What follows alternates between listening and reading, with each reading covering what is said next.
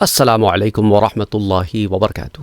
حضور اکرم صلی اللہ علیہ وآلہ وسلم نے جہاں سنتوں میں اعمال کا ذکر فرمایا کہ یہ عمل کرو یہ عمل کرو، وہاں حضور صلی اللہ علیہ وآلہ وسلم نے اپنے نسب کا بھی ذکر فرمایا۔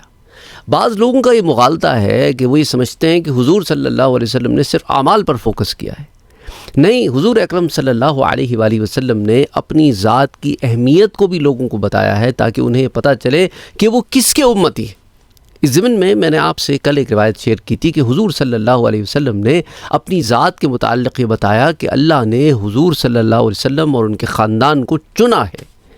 اسماعیل علیہ السلام کو چنا ابراہیم علیہ السلام کی اولاد میں سے، اور اسماعیل علیہ السلام کی اولاد میں سے کنانہ کو، اور کنانہ سے قریش کو، اور قریش سے بنو ہاشم کو، اور بنو ہاشم سے حضور صلی اللہ علیہ وسلم کو چنا۔ اسی طرح حضور اکرم صلی اللہ علیہ وآلہ وسلم اپنی ذات کے متعلق ایک اور بات فرماتے ہیں۔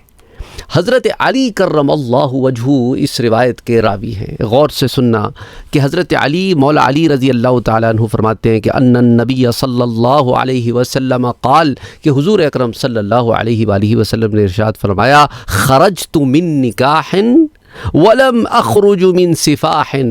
آدم علیہ السلام سے لے کے میرے ابا عبداللہ تک جہاں جہاں میرا نور منتقل ہوا ہے صرف نکاح سے منتقل ہوا ہے، یعنی نکاح ہوا ہے، اگلی جنریشن مورز وجود میں آئی ہے، پھر اس اگلی جنریشن نے نکاح کیا ہے، تو حضور نے فرمایا کہ میں نکاح سے آگے بڑھا ہے میرا معاملہ، کسی غیر شرعی طریقے پر نہیں بنا۔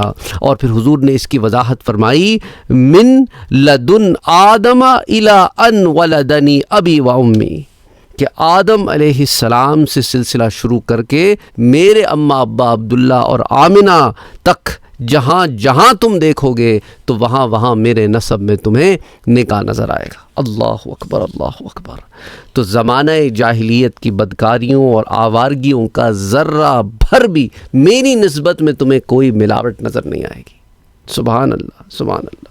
اس حدیث کو امام طبرانی نے المعجم الاوسط میں روایت کیا ہے، ابن ابی شیبہ نے اسے المصنف میں روایت کیا ہے، امام بیہقی نے اسے حضرت عبداللہ ابن عباس سے سنن الکبریٰ میں روایت کیا حضرت علی کے بجائے، امام دیلمی نے مسند الفردوس میں، الحسینی نے بیان و تعریف میں، ہندی نے کنز العمال میں، اور امام ہیثمی نے مجمع الزوائد میں۔